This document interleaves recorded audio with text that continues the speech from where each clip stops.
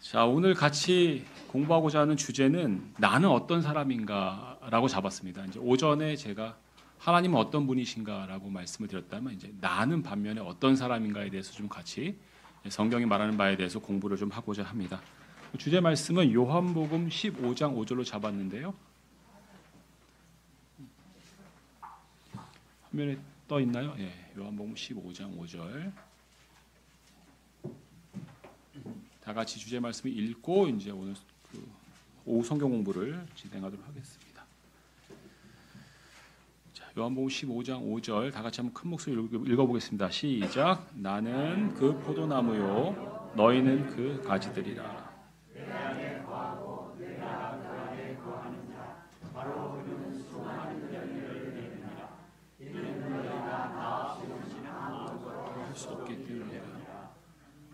오늘 함께 공부할 주제는 이제 나는 어떤 사람인가입니다. 여러분은 어떤 분이십니까? 여러분은 강하신 분입니까? 아니 좀 약하신 분이십니까? 또 능력이 많으신 분이십니까? 다재다능하신 분들이신가요? 또 섬김에 탁월하신 분들이신가요? 오늘 본문 말씀은 여러분이 아무것도 할 수 없는 분이다라고 이야기하고 있습니다. 그냥 아무것도 할 수 없는 게 아니라 전제가 있습니다. 예수 그리스도 없이는 아무것도 할 수 없는 분이다. 맞습니까? 예수 그리스도 없이는 아무것도 할 수 없으십니까? 우리는 구원받기 전에 하나님 보시기에 아무것도 할 수 없는 무익한 존재였습니다. 더 구체적으로 말한다면 두 가지 특성이 있는 사람이었습니다. 구원받기 전에 우리의 특성 두 가지를 얘기한다면 첫 번째, 죄에 대해서 이야기하지 않을 수가 없습니다. 누가복음 5장 8절에 이렇게 기록되어 있습니다. 다 같이 한번 읽어볼게요. 시몬 베드로가 시작. 시몬 베드로가 그것을 보자 그는 예수님의 두 무릎 앞에 엎드려 말씀드리기를 저를 떠나가소서 오 주여 이는 제가 죄 많은 사람이기 때문이니이다 하였더라. 오전에도 봤지만 베드로는 참 열정적인 고백을 하는 분이었습니다. 오늘도 보니까 뭔가 실수를 했을 때 저를 떠나가소서 오 주여 이는 제가 죄 많은 사람이니이다 라고 이렇게 이야기하고 있습니다. 여러분은 과거에 죄인이었습니까? 아니면 죄 많은 사람이었습니까? 영어로 보니까 영어로 sinful, 죄가 가득 찬 사람이라는 표현을 쓰고 있거든요. 여러분 죄가 가득한 사람이었습니까? 죄를 조금 지은 사람이었습니까? 사도 베드로가 주님 앞에 이렇게 고백합니다. 저는 죄로 가득 찬 죄 많은 사람입니다. 나를 떠나가소서. 시몬 베드로도 본래 예수님을 믿는 사람이 아니었습니다. 타고난 어부였기 때문에 물고기에 대해서는 굉장히 박식한 사람이었습니다.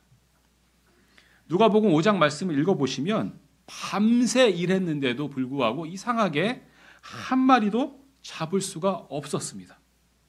아무런 소득도 없었습니다. 그래서 다 포기하고 호숫가에 나와서 빈 그물을 씻고 손질을 하고 있었습니다. 이때 예수님께서 시몬 베드로에게 깊은 곳으로 진출해서 그물을 내리고 한 차례 끌어올리라고 말씀하십니다. 베드로는 초보 어부도 아니었고 물의 상황도 잘 알고 물고기가 어디서 어떻게 노는지도 훤히 꿰뚫고 있는 사람이었습니다. 그런데 예수님이 말씀하시니 마음에 두 가지가 있었을 거예요. 하나 많아인데 이거 왜 하나? 또는 그래도 예수님 말씀하시니까 해봐야 되나? 이 두 가지 중에 고민하다가 후자를 선택한 거예요. 그러니까 온전한 믿음으로 선택한 게 아니라 혹시나 하는 마음으로 뭔가 반신반의하면서 순종을 했죠. 그런데 놀랍게도 성경에 의하면 수많은 물고기가 잡혔다고 이야기하고 있습니다. 배 두 척을 가득 채우고도 모자라서 배가 가라앉기 시작했다고 성경은 말씀하고 있습니다. 이 상황을 보고 베드로가 한 고백이 방금 우리가 읽은 바로 그 말씀입니다. 예수님의 두 무릎 앞에 엎드려 말씀드리기를 저를 떠나가소서 오 주여 이는 제가 죄 많은 사람이기 때문입니다. 그냥 죄인이 아니라 죄 많은 사람이라고 성경은 이야기하고 있습니다. 죄 많은, 죄 가득한 사람이라고 성경은 이야기하고 있습니다. 우리도 구원받기 전에는 이와 같은 사람이 아니었는지요. 그냥 죄인이 아니라 죄 많은 사람, 죄 가득한 사람이 아니었는지요. 성경이 말씀하고 있는 두 번째 과거의 우리는 자격이 없는 사람이라고 얘기하고 있습니다. 자격이 있다 없다, 가치가 있다 없다라고 영어에 표현되어 있는데요. 어떤 자격이 없는 사람이었을까요? 오늘 저는 두 가지에 대해서 말씀을 드리고 싶습니다. 첫 번째는 사도행전 13장 25절의 말씀인데 이건 여러분 잘 아는 침례자 요한의 이야기입니다. 침례자 요한에게 침례자 요한도 당시에는 굉장히 제자가 많은 능력이었던 스승이었습니다. 제자들이 와서 예수님에 대해서 어떻게 생각하세요? 예수님을 따르는 무리가 많은데 어떻게 생각하세요? 물었을 때 대답하는 이야기죠. 다 같이 한번 읽어볼까요? 그리고 시작. 그리고 요한이 그의 달려갈 길을 마쳤을 때 그가 말하기를 너희는 내가 누구라고 생각하느냐? 나는 그분이 아니라 그러나 보라 내 뒤를 이어서 한 분이 오시나니 나는 그분의 두 발에서 신발들을 풀 자격이 없는 자라. 여러분 신발에 이스라엘 지방에서는 여름에 날씨가 덥기 때문에 샌들 같은 신발을 과거에 신었거든요. 그럼 이제 가죽끈으로 신발을 묶었다가 또 집에 들어가면 그 신발을 풀어서 발을 씻기는 일들이 일상적으로 있는 관례였습니다. 근데 이 신발끈을 풀어주는 것은 어떻게 높은 사람이 이렇게 풀어줄까요? 좀 낮은 사람이 풀어줄까요? 당연히 낮은 사람이, 어린 사람이 풀었을 거예요. 노예가 아마 있다면 당시 로마 시대에는 노예 제도가 있었으니까 노예가 있다면 노예가 하는 일이 신발끈을 푸는 일입니다. 또 아랫사람들이 하는 일입니다. 침례자 요한은 당대에 많은 제자를 갖고 있는 훌륭한 스승이었고 그런 사람이니까 당연히 많은 명예와 존중을 받는 사람이었을 겁니다. 그런데 그 사람이 스스로를 가리켜 예수님 앞에서 신발들을 풀 자격도 없는 사람이라고 했으니 우리가 구원받지 못한 죄인이라면 우리는 과연 그만한 자격도 못한 건 아니겠습니까? 우리는 주님께 가까이 가거나 그분의 신발 근처에도 갈 수 없는 원래 그런 사람이었던 거죠. 주님을 모실 자격, 근처에 갈 자격도 원래 없는 사람이었다는 것이죠. 그런데 놀랍게도 주님의 은혜로 이 자리에 서게 됐고 주님을 가까이 설 수 있는 사람이 된 거죠. 또 하나 우리가 자격이 없는 사람에 대해서 얘기하는 것이 마태복음 8장 8절에 나오는 말씀입니다. 마태복음 8장 8절을 다 같이 한번 읽어보겠습니다. 시작. 그 백부장이 대답하여 이같이 말씀하였더라. 주여 주께서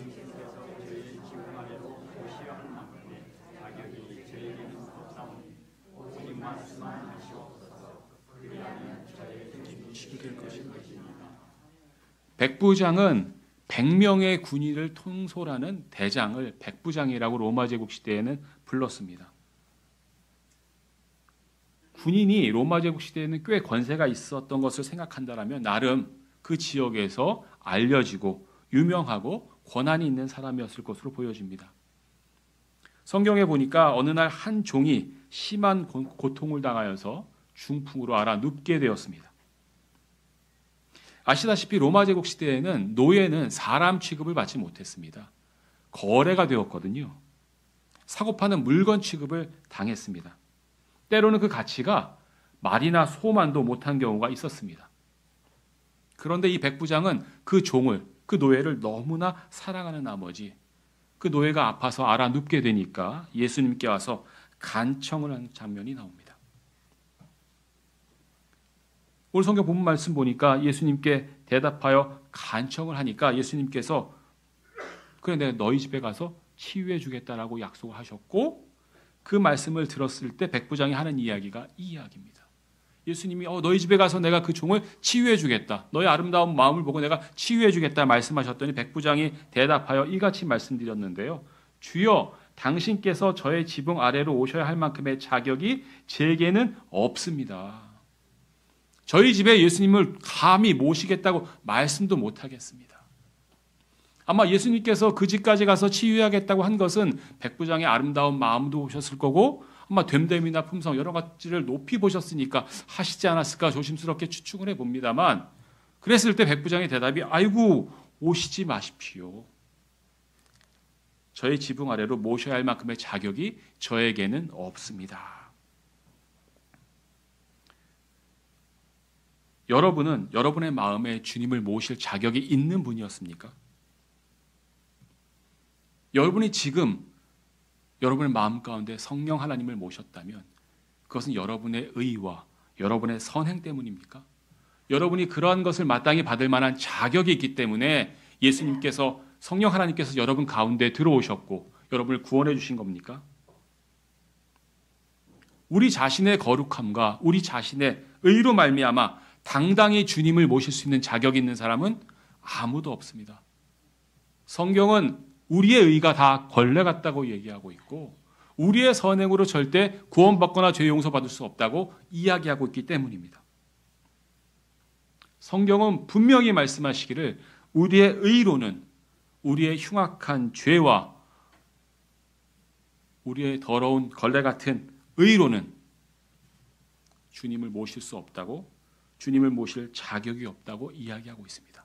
그러면 우리가 어떻게 주님을 모실 자격을 얻게 되었습니까? 예수 그리스도의 의로 덧입었기 때문이라고 성경은 이야기하고 있습니다. 여러분이 향한 선행이라든가 여러분의 의 때문이 아니라 예수 그리스도의 의를 여러분을 덮어주셨기 때문에 여러분의 모습이 하나님께, 공의 하나님께 보이지 않아서 오직 예수 그리스도의 의로운 모습만 보여서 우리가 구원받을 수 있었고 그 모습으로 우리가 주님 앞에 나아갈 수 있다고 성경은 이야기하고 있습니다. 그래서 구원받은 우리는 이제 하나님 앞에서 어떤 사람이 되었습니까? 성경은 몇 가지 중요한 내용들을 우리에게 알려주고 있는데요. 그 중에 첫 번째로 언급하고 싶은 것은 먼저 우리가 세상에 속하지 않은 사람이라는 겁니다. 과거에 구원받기 전에 우리는 세상에 속한 사람들이었습니다. 그러나 우리가 구원받았다면 우리는 더 이상 세상에 속한 사람이 아닙니다. 하나님께 속한 백성이요 하나님께 속한 자녀라고 성경은 이야기하고 있습니다. 왜 그렇습니까? 우리가 세상의 영을 받지 아니하고 하나님께로부터 온 영을 받았기 때문입니다. 여러분의 마음속에, 여러분 가운데 세상의 영이 있지 아니하고 하나님의 영께서 임하셨기 때문에 여러분은 세상에 속하지 아니하고 하나님께 속하였다고 성경은 말씀하고 있습니다. 성경 말씀 고린도전서 2장 12절 말씀 다 같이 한번 읽어보면 좋겠습니다. 다 같이 고린도전서 2장 12절 말씀입니다. 읽어볼까요? 시작. 이제 우리가 세상의 영을 받은 것이 아니라 오직 하나님께로부터 오는 영을 받았으니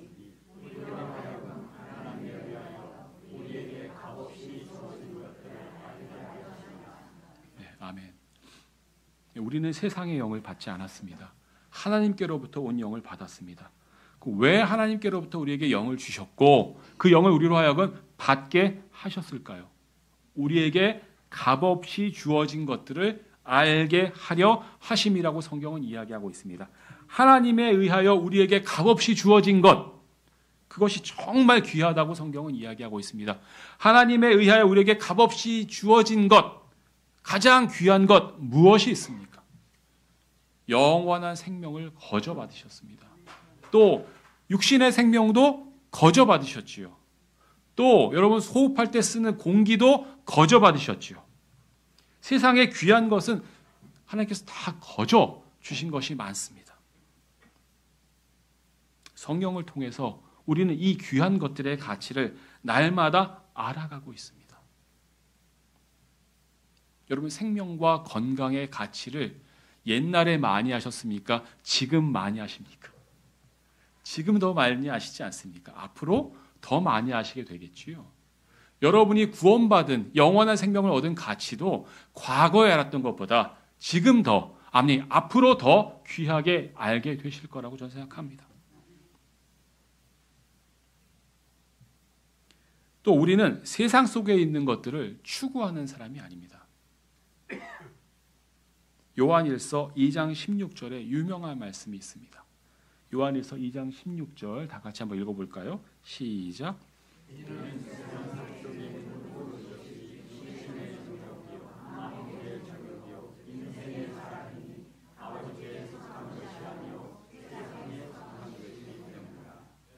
이 세상에 속한 것 세 가지로 딱 하나님께서 정리해 주셨습니다. 이 세상에 있는 것은 말이지 딱 세 가지야. 첫 번째, 육신의 정욕이거나 안목의 정욕이거나 인생의 자랑이다. 여러분 어디에 가면 정말 세상 속에 있는 거 딱 세 가지구나 잘할 수 있습니까? 저는 동창회 가니까 알겠더라고요.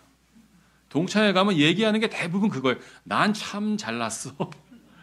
우리 애들이 참 이렇게 잘 됐어. 그거 외에 별로 없더라고요. 네. 육신의 정욕은 무엇입니까? 육신을 추구하며 사는 거예요. 세상의 것을 추구하며 사는 거예요. 즐거움을 추구하며 사는 거예요. 요즘 먹방이 유행인 거 아십니까? 네, 먹방. 먹방이 저는 왜 유행인지 몰랐어요. 먹는 거 보고 나도 저거 먹고 싶은데 못 먹는 거 대리만족 하나 보다 그런 줄 알았는데 뭐 그런 사람도 있는가 하면 또 다이어트를 하기 때문에 못 먹어서 거기에 대한 대리만족 느끼는 사람도 있고 그저 많이 먹는 걸 보면 즐겁다는 사람도 있더라고요.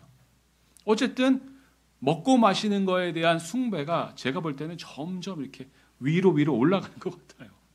육신의 정욕이라고 생각합니다. 안목의 정욕은 뭡니까? 보기에 좋은 것을 추구하는 거죠. 좋은 것. 여러분도 눈에 보기에 좋은 것들 추구하지 않으십니까?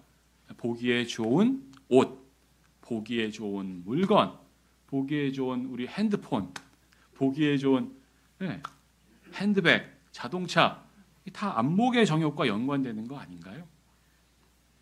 이걸 추구하는 것은 쓰실 수 있어요. 근데 만약에 이걸 내가 추구하면서 살고 있다라면 그것은 세상을 추구하는 겁니까? 하나님을 추구하는 겁니까? 세상을 추구한다는 거예요. 그런데 하나님께서 우리에게 주신 구원받은 이후에 사람으로서의 어떤 사람인가에 대한 본질은 세상을 추구하는 사람이 아니라 하나님을 추구하는 사람이어야 된다는 거죠. 세상에 속한 것은 육신으로 즐기기에 좋은 것들, 눈으로 보고 즐겁게 하는 것들, 또 자기의 인생의 자랑 등이 해당된다고 성경은 말씀하고 있습니다. 인생이 짧잖아요. 그 인생의 자랑이 과연 얼마나 유지될까요? 저는 이제 대학교에서 가르치고 공부하고 논문을 쓰는 사람인데 그래서 열심히 뭐 필요에 따라서 논문을 쓰기도 했고 책도 썼거든요. 5년이 지나잖아요. 아무도 안 봐요. 다 쓰레기예요. 버리는 게 고민입니다. 세상에 수많은 책이 계속 나오고 있어요. 그 책 가운데 얼마나 여러분이 읽고 얼마나 인생에 사람들에게 도움을 주는 책이 있을까요? 네. 보통 대학에서 공부하는 사람들은 논문이라는 거 쓰거든요. 어느 순간 남으면 쓸 수 있는 용도가 딱 한 가지 있어요. 라면 먹을 때 받침으로 쓰기 딱 좋아요. 사발면 먹을 때 딱 좋아요. 인생에 자랑할 것이 유효기간이 얼마나 될까요? 여러분이 저는 어떤 분인지 잘 몰라요. 그게 저에겐 오히려 유익인 것 같다는 생각을 드는데 과거에 얼마나 엄청난 일을 하셨는지 얼마나 대단한 이력을 갖고 계신지 얼마나 위대한 분이셨는지 모릅니다. 그러나 확실한 것은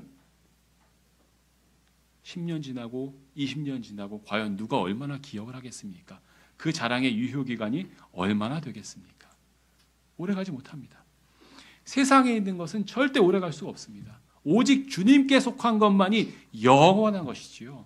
따라서 하나님께서는 지혜를 주시는 거예요. 제발 잠시 있다 사라지는 안개와 같은 것에 인생을 허비하지 말고 영원한 것을 추구하고 영원한 것을 투자하고 영원한 것을 바라보며 살아라. 이게 지혜 아니겠습니까? 여러분이 과거에 보물처럼 갖고 있던 것들, 지금 보물처럼 즐기는 것들, 이거 얼마나 대단한 것들일까요? 요즘 젊은 사람들은 휴대폰이 너무너무나 귀하죠. 제가 처음 저희 아들에게 휴대폰을 사줬는데 일주일 만에 휴대폰을 떨어뜨린 거예요. 떨어뜨린 것을 아슬아슬하게 잡았는데 휴대폰은 깨끗하게 잘 보존이 됐지만 팔이 온통 다 깨졌어요. 지금 생각해보면 휴대폰보다 팔이 귀한데 근데 그 아이한테는 그때는 휴대폰이 귀한 거죠. 그렇죠? 예.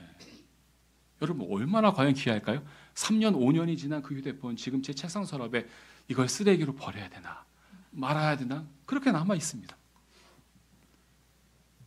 여러분 혹시 금메달 딴 것처럼 영광스럽게 여기는 순간들이 있습니까? 그 사진들 언제까지 보관하실 건가요? 그 위대한 순간들, 그 엄청난 순간들 여러분 보기에 그랬을지 몰라도 하나님 보시기에는 그게 얼마나 대단한 것이었습니까? 다 세상에 속한 것이기에 잠깐 있다 사라지는 안개와 같지 않습니까? 성경은 이와 같이 세상에 속한 것들을 세상의 오염들이다. 우리 공기오염, 대기오염, 그 다음에 토양오염 할 때 얘기하는 그 오염이란 말을 쓰고 있어요. 세상의 오염들 이렇게 얘기하고 있습니다. 베드로 후서 2장 20절 말씀이 있습니다. 다 같이 한번 읽어볼까요? 이는 만일 시작.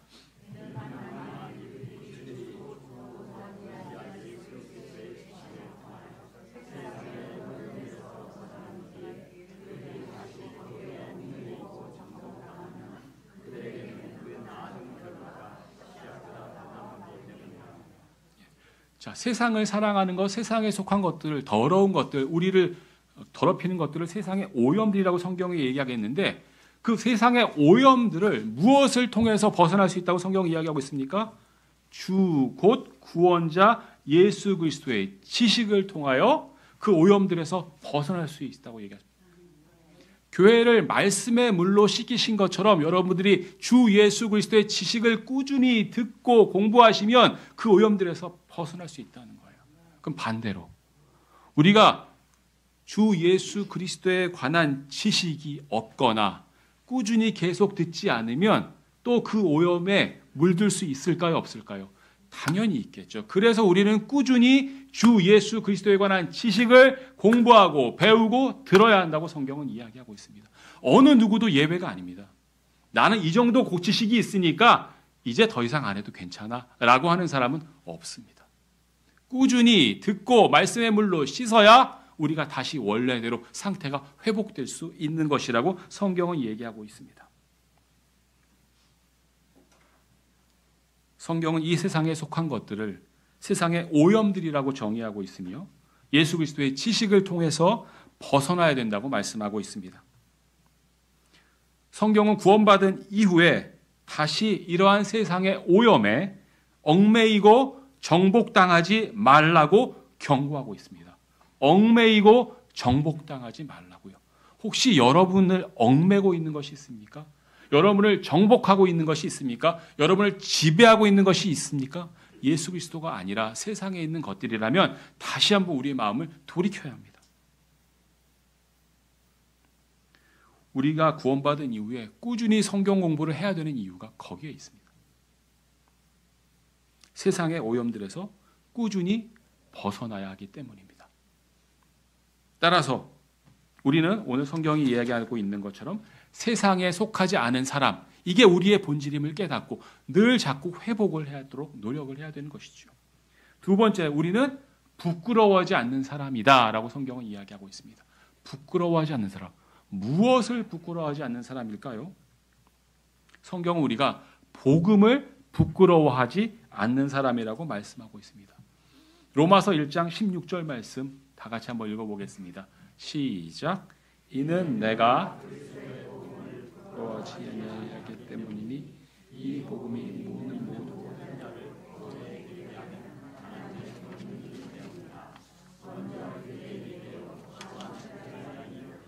네.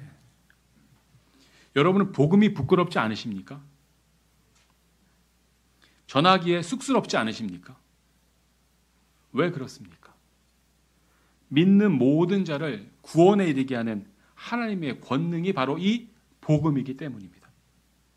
사도 바울도 마찬가지로 그런 맥락에서 복음을 부끄러워하지 않았습니다. 여러분도 그래서 복음을 부끄러워하지 않고 지금도 전하고 계신 것으로 알고 있습니다. 거리 설교하는 분도 계시고 생활 속에서 복음을 증거하는 분도 계실 것입니다. 절대 하나님의 복음을 부끄러워하지 마십시오. 이 복음이 바로 구원에 이르게 하는 하나님의 능력이요 권능이기 때문이라고 성경은 이야기하고 있습니다. 우리가 부끄러워하지 않을 수 있는 또 다른 근거가 있습니다. 무엇일까요? 우리의 믿음 때문이라고 성경은 이야기하고 있습니다. 우리 하나님이 어떤 분이심을 우리가 알고 하나님께서 약속하시고 말씀하신 것을 능히 지키실 수 있음을 믿고 있기 때문에 우리는 부끄러워하지 않는다라고 이야기하고 있습니다. 만약 어떤 누군가가 저에게 뭔가 약속을 했어요. 근데 그 약속을 지키지 못하면 그 사람이 부끄럽겠죠. 근데 우리 하나님께서 약속을 지키지 못하실 그렇게 능력이 없으신 분이 아니잖아요. 그분이 약속하신 것, 그분이 말씀하신 것을 지킬 수 있다는, 지킬 것이라는 그 믿음이 있기에 우리는 부끄럽지 않다고 성경은 이야기하고 있습니다. 디모데후서 1장 12절 말씀을 다 같이 한번 읽어보겠습니다. 시작.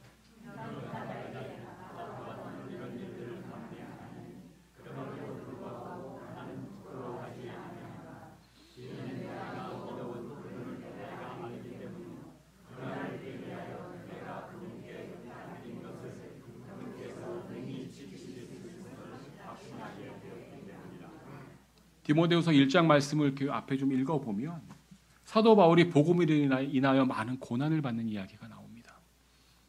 여러분, 복음을 전한다는 것은 단순히 전하는 것이 아니라 내가 예수 그리스도에 속한 사람임을 선포하는 것입니다.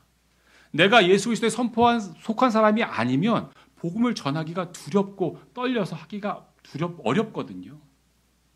내가 담대하게 내가 하나님께 속한 사람이다, 세상이 속한 사람이 아니다라는 것을 선포하는 것이 복음을 전하는 것이라고 할 수 있는데 그 복음을 전하는 것은 많은 고난을 동반하기도 합니다.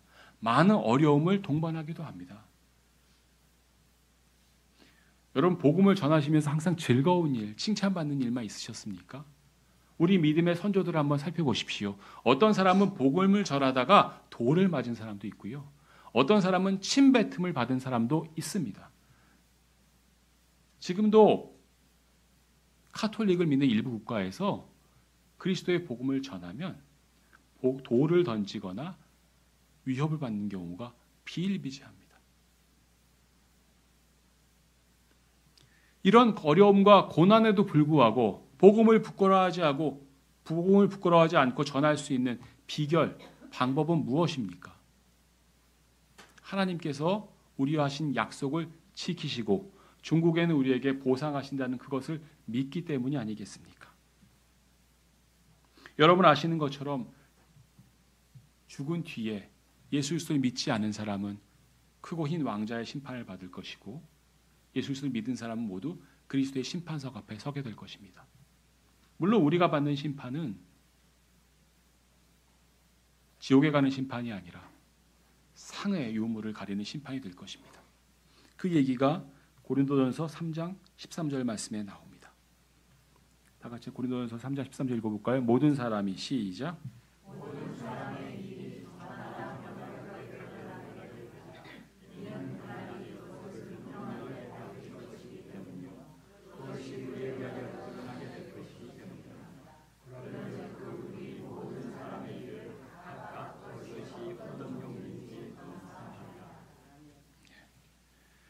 그리스도의 심판석이 있다는 것을 사도 바울은 알았기 때문에 복음을 위해서 많은 고난을 받았을지라도 사도 바울은 고난을 감내할지언정 부끄러워하지 않았습니다. 왜냐하면 주 예수 그리스도와 그리스도의 말씀을 믿었기 때문입니다. 그분께서 자신을 부지런히 찾는 자들에게 보상하시는 분이심을 믿었기 때문입니다. 그날 곧 심판의 날에 하나님께서는 그 상을 잊지 않고 지키신다는 그것을 믿었기 때문입니다. 여러분은 어떤 분들입니까? 그리스도의 심판석 앞에서 부끄러우신 분이십니까? 부끄럽지 않으신 분들입니까?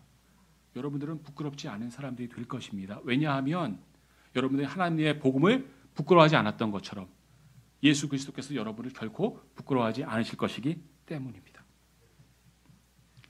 셋째로 우리는 아무것도 아닌 사람이라고 성경은 이야기하고 있습니다. 요즘 세상에 추구하는 것과 완전히 다른 거지요. 여러분 세상 속에서 의미 있는 어떤 존재가 되고 싶습니까? 아니면 아무것도 아닌 존재가 되고 싶으십니까? 우리 대부분은 의미 있는 존재가 되고 싶어 합니다. 근데 성경은 우리가 아무것도 아닌 사람이라고 얘기합니다. 전제가 있습니다. 어떤 전제가 있는지 한번 살펴보겠습니다. 오늘 본문 말씀 요한복음 15장 5절을 다시 한번 읽어보겠습니다. 나는 시작. 나는 그 포도나무요 너희는 그 가지들이라.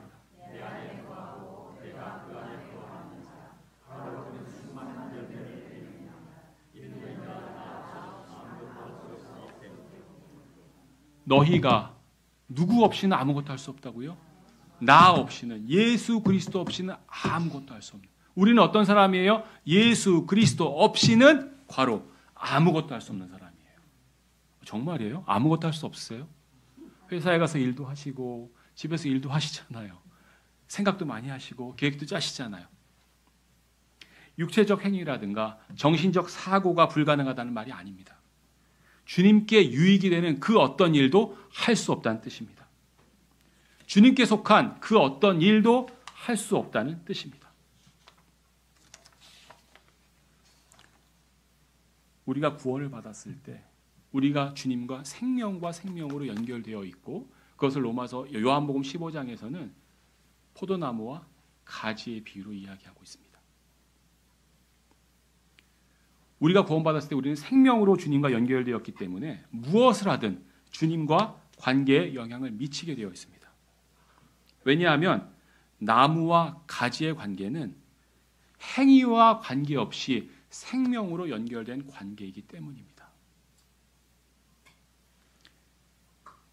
여러분, 나무가 스스로 가지 없이 열매를 맺는 것도 어렵지만 가지는 나무와 떨어져서는 정말 아무것도 할 수 없습니다. 포도나무가 되든 사과나무가 되든 아무리 훌륭한 가지도 꺾어서 제 방 꽃병에 꽂아 놓으면 일주일이면 수명을 다하게 마련입니다.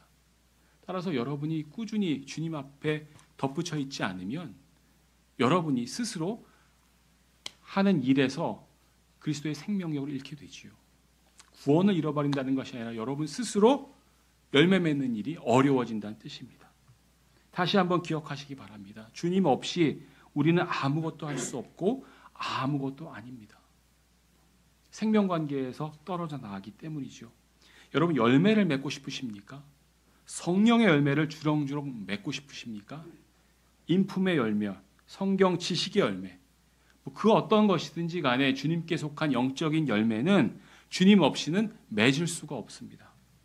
육신의 노력으로 주어지는 것이 아니라 주님 안에 충분히 거할 때 수많은 열매가 저절로 맺힙니다. 단 전제가 있어요. 주님께 나 자신을 내어드려야 돼요. 그분께서 나를 주관하시도록 내어드려야 돼요. 그분께서 나를 쓰시도록 내어드릴 수 있으면 열매 맺는 것은 바로 그분께서 하실 일이라고 성경에 이야기하고 있습니다. 또 마지막으로 우리는 아무것도 아닌 사람이라고 성경에 이야기하고 있습니다. 성도 간의 사랑이 없으면 우리는 아무것도 아닌 사람이라고 성경은 이야기하고 있습니다. 고린도전서 13장은 여러분 잘 아시는 사랑에 관한 장인데 13장 2절 말씀 다 같이 한번 읽어보겠습니다. 시작.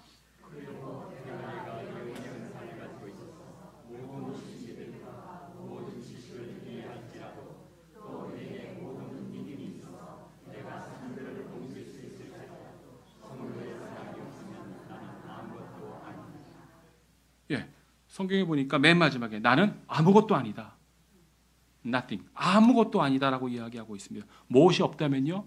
성도의 사랑이 없다면 아무것도 아니다. 여러분 가운데 지식이 많은 분들이 계실 겁니다.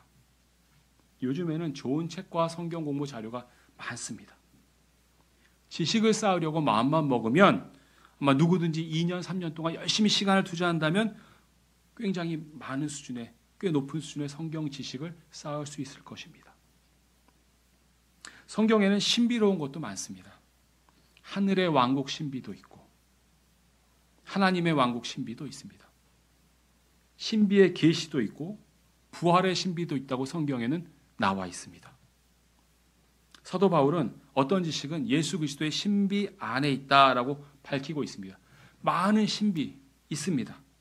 근데 이 모든 신비들을 이해한다고 할지라도 성경 말씀을 보니까 모든 지식을 이해한다고 할지라도 산들을 옮길 수 있는 믿음이 있다 할지라도 아무것도 아니라는 거죠. 뭐가 없으면요? 성도의 사랑이 없으면 아무것도 아니라고 성경은 이야기하고 있습니다. 여러분에게 성도의 사랑이 있으십니까? 모든 성경 지식이 유용할 수 있습니다. 무엇이 있다면? 성도의 사랑이 있다면. 근데 성도의 사랑이 없어요. 근데 지식이 많아요. 그럼 뭐예요? 아무것도 아니에요. 놀라운 신비를 풀어낼 수 있어요.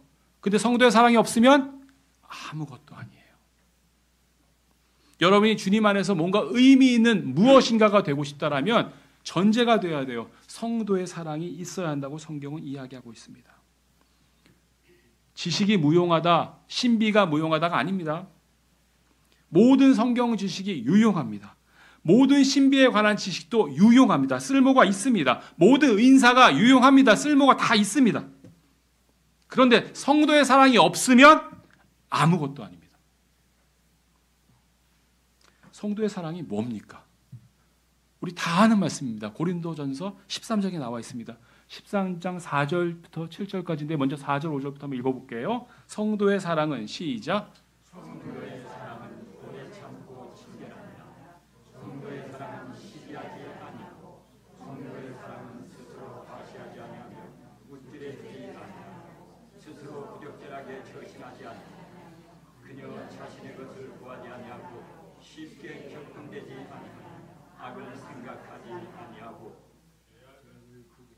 그 다음 읽어볼까요? 죄악을 시작. 죄악을 크게 기뻐하지 아니하며 오직 진리를 크게 기뻐하고 모든 것들을 참으며 모든 것들을 믿고 모든 것들을 소망하며 모든 것들을 견디느니라. 성도의 사랑이 있으면 안 하는 것 나오고요. 성도 사랑이 있으면 하는 것 얘기가 나옵니다. 설명이 필요 없습니다. 있는 그대로입니다.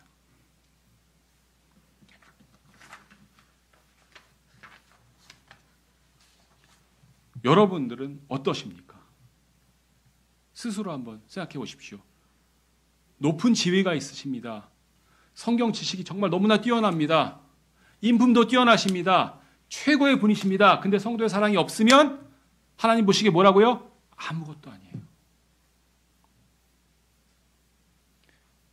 이 모든 훌륭한 가치들은 지식이든 신비든 인품이든 무엇이든 이 모든 훌륭한 가치들은 성도의 사랑이 있을 때 의미가 있는 것이라고 성경은 이야기하고 있습니다. 그런데 그 성도의 사랑의 특질은 뭡니까? 오래 참아요. 여러분 교회 생활을 하다 보면 어려운 점 많으시잖아요. 근데 그때 꼭 필요한 거 오래 잠시 참으면 안 돼요. 오래 참으셔야 돼요. 친절해야 돼요. 제가 아까 이렇게 처음 왔는데 친절하게 맞으신 분들이 참 감사하더라고요. 예배 순서에 대해서 알려주신 분도 계셨고 주차 때문에 나와주신 분도 계셨고 어디에서 좀 쉬라고 알려주신 분도 계시고 네. 친절 너무나 중요한 요소입니다. 시기하지 않아야 되고요. 시기가 살인을 불러오기도 하죠. 성경에서 많이 보셨잖아요. 성경만 그런가요? 세상에 많은 살인 중에 이유가 시기에서 오더라고요. 성도의 사랑은 스스로 과시하지 않고요. 우쭐대지 않아요. 우리 아까도 얘기 나눴잖아요. 세상에서 조금 더 많이 돈이 조금 더 많거나 적거나 명예가 조금 더 많거나 적거나 그 인생의 자랑 몇 년이나 가겠어요. 하나님 보시기에 얼마나 중요한 거겠어요. 부적절하게 처신하지 않고 자기 것을 구하지 않고 쉽게 격분하지 않고 악을 생각하지 않고 죄악을 크게 기뻐하지 않고 오직 진리를 크게 기뻐하고 모든 것을 참고요. 어떤 것을 참고요? 아니 모든 것을. 어떤 것을 참는 건 저도 잘해요. 근데 모든 것을 참는 건 저도 잘 못해요. 모든 것을 믿고요. 모든 것들을 소망하고요. 모든 것들을 견뎌내라고 이야기하고 있습니다. 어떤 것을 견뎌내는 것은 우리 대부분이 다 할 수 있습니다. 모든 것을 견뎌내는 것은 성도의 사랑이 아니고서는 안 되는데 그 성도의 사랑이 있어야 된다는 거예요. 그래야 주님께 의미 있는 존재가 된다는 거죠.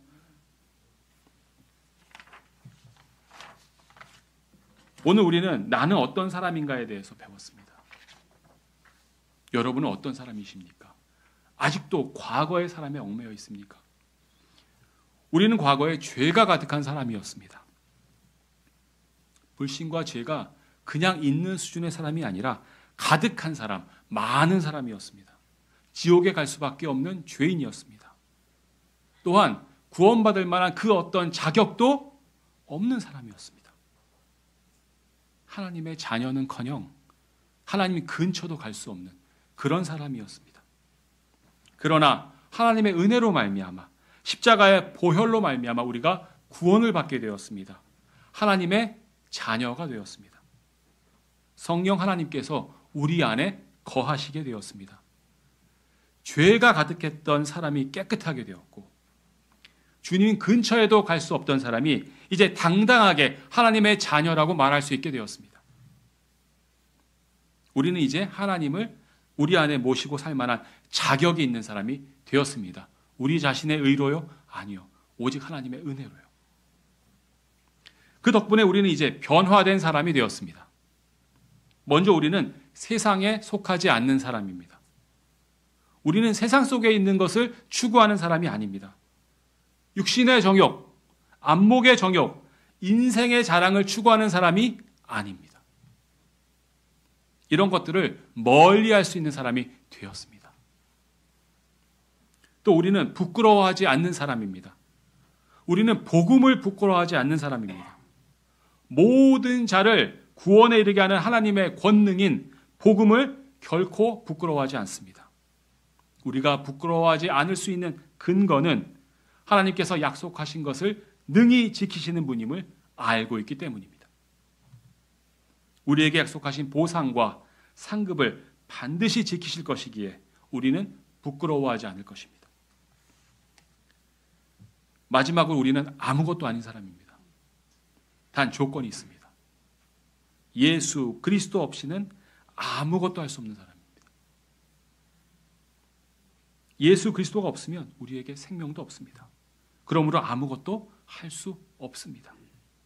그러나 예수 그리스도와 생명의 관계가 있으면 우리는 무엇인가 주님이 위해, 무엇인가 주님께 속한 것을 무엇인가 주님 안에서 할 수 있습니다.